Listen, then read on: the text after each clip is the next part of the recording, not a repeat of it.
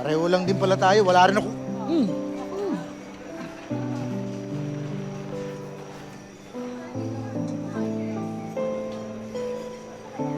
Nasaan na ba yung tunay mong magulang?